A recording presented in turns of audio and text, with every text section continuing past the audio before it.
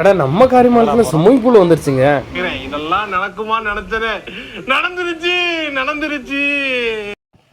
இந்த விஷயம் தெரிஞ்சது உடனே காரியமங்கலம் பைபாஸ் முடிஞ்சு வேகமாக நாங்கள் ஒரு 5 பேர் சேர்ந்து வந்தது தான் இந்த கேகே தாபாக்கு பின்னாடியில் இருக்கக்கூடிய ஸ்விம்மிங் பூலுங்க.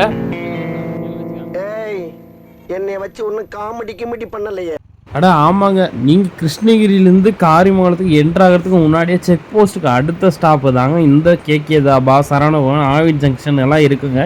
கிட்டத்தட்ட ஆப்போசிட்டில் பார்த்தீங்கன்னா குளிர்பதன கிடங்கு கொண்ட ஒரு கவர்மெண்ட் பில்டிங், அக்ரி பில்டிங் வந்து ஆப்போசிட்டில் இருக்குங்க. அது ஒரு ஸ்பாட்டாக வச்சுக்கோங்க. அதுக்கு ஆப்போசிட்லேயே தான் இது இருக்குது.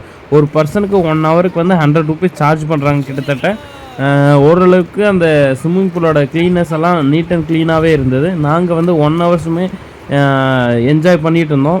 ஃப்ரெண்ட்ஸ் அண்ட் ஃபேமிலிஸோடு வந்ததுனால எங்களுக்கு வந்து ரொம்பவே ஜாலியாக பொழுது போச்சு. நீங்கள் ஒன் டே வந்து காரியமங்கலத்தில் இருக்கக்கூடிய ஸ்விம்மிங் பூலில் ஸ்பெண்ட் பண்ணால் நல்ல ஒரு தரமான ஸ்பாட்னே சொல்லுவேன்.